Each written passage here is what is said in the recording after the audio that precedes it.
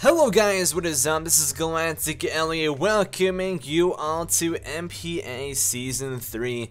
This week we're going against NumbNexus, and like I've mentioned before, I am a little bit behind on these uploads just because of the computer ordeal happening, and this should be the last Citra battle that I'm going to be having. Basically, I'm using an emulator, which is pretty much in beta. It's in the making at the moment. It's not exactly consistent.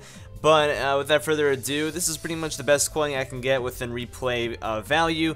So typically I do live commentary, but because of the computer issues I was having, I couldn't do live commentary. I had to do post commentary. I had to not have a computer all during the battle.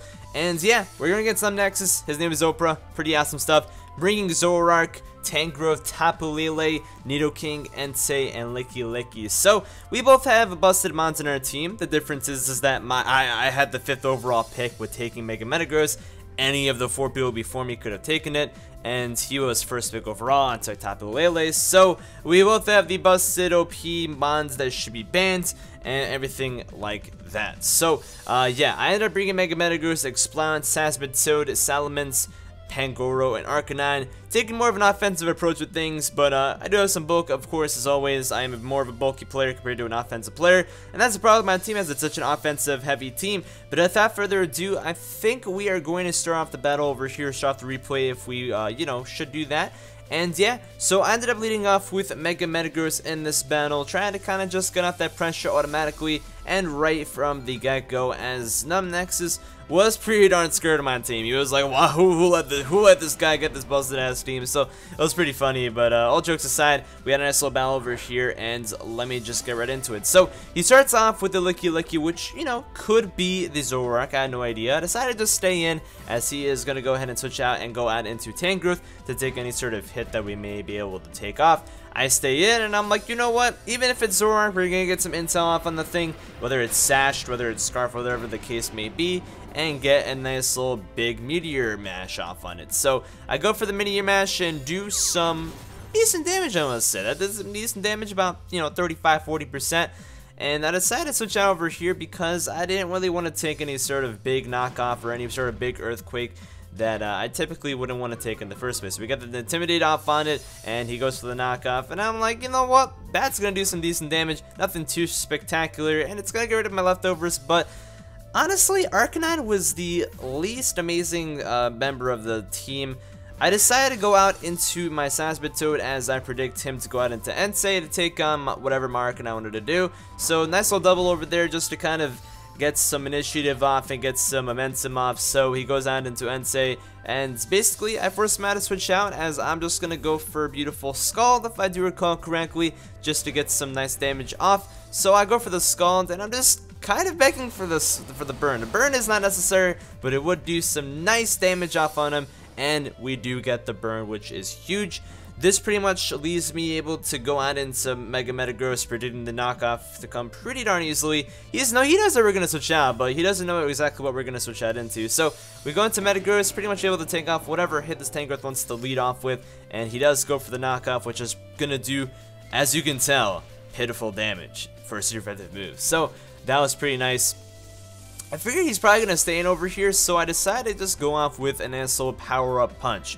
We did bring the power-up punch this week to get some decent damage off, and to decide, you know what, that's going to be a perfect case. That way, if he goes and stays in, I can get +1, and I can get pretty much a free kill on this thing or whatever else he wants to bring out. So, Earthquake, 100 base power move, super effective, does pitiful damage as well, as this burn is coming out to be really nice. I could have gone to anything else compared to a Mega Metagross, but I wanted to get initiative off now. He's burned, and Ice Punch will kill. I could have gone for the Meteor Mash, but I wanted to get the guaranteed shot off. Meteor Mash does have the chance to miss, which is why I don't like to run it too much, because I do miss a lot.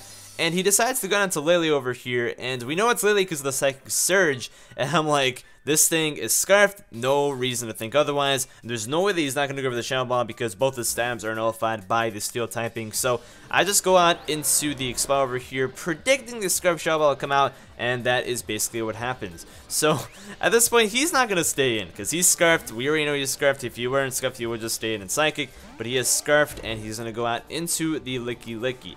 I was actually kind of fearing that this thing had soundproof, but I looked and it doesn't get soundproof. That's the thing without having a computer, and I realized I did nothing. So I actually looked up the calc on my phone, and I'm like, yo, this thing is AV. There's no way that this thing could take that much damage and whatnot. So he goes for the body slam, doesn't get the para. Not like it really matters too much, honestly, other than the fact that I can't get fully parried.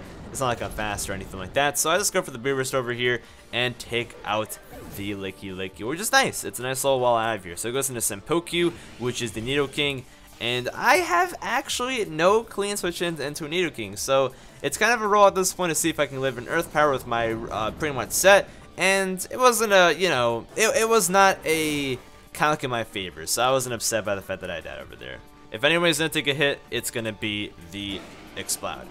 So at this point, I look at my calc and I'm like, yo, Earthquake does 98.7 to 116. This Earthquake is gonna 100% kill. There's like a 2% chance that it lives. And he does live, and no focus sash either. This is Life Orb, and he lives with pretty much 2 HP. Like I said, the calc was 98.6 or 98.7 to 116, so the fact that he lived on 2, there was very little chance that were to happen. So Mega Gross has unlucky stuff yet again, and doesn't end up being able to take out the kill. So I bring out my Ments over here, and I'm trying to kind of bluff a little bit over here. I try to bluff a little bit that I am Scarfed and Moxie and whatnot, which actually I'm not. I'm actually D-Dance this week, and I am actually a Z-Move this week. So we get the +1, and over here he's like, oh man, he's definitely Scarfed. There's no saying buts or ifs. So he goes on to Zoroark, and we could tell it's Zoroark because the Psychic Surge did not come up. So I knew it was Zoroark, and I'm like, you know what? Like I said before, Arcanine is only here to soak up some hits. It really can't do too much, and in case he's physical, Intimidate would be nice. So we see the HP Ice, and then we end up seeing a little bit more about the Zoroark, that it is Life Orb. So we know it's not Scarf, we know it's not anything else, it is Life Orb, and I decided pretty much to switch out and take on a nice little Dark Pulse that's coming my way with my Pangoro. So that way I can take a nice hit and kill him on the following turn, and it should be pretty nice and dandy. But he does predict the switch and goes for the Sludge Bomb, which is gonna do pretty much half.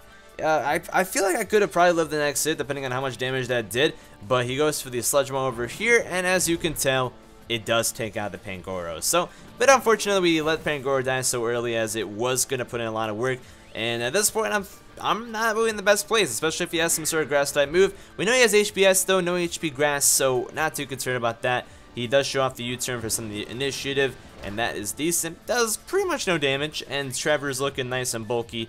But what he doesn't know is that Trevor, the Saspatoad, is actually quite offensive this week. And this Entei is actually AV as well. He brought AV Entei and AV Licky, some AV sets coming out here from NumbNexus. So Earth Power should be able to kill, but instead it is able to live with not that much HP. And I'm like, why would you bring an Entei out against a Saspatoad? He definitely has the HP Grass, but at this point, I'm like, yo, HP Grass shouldn't do that much from an Entei anyways, because this thing's definitely not even invested in social attack. And as you can tell, from an HP Grass, that does nothing. So we're able to pick off the Entei, which is huge, because Entei can come in at any point and put in some work as the AV, so it can list some special moves. So Saspatoad taking out the Entei is very, very nice for us.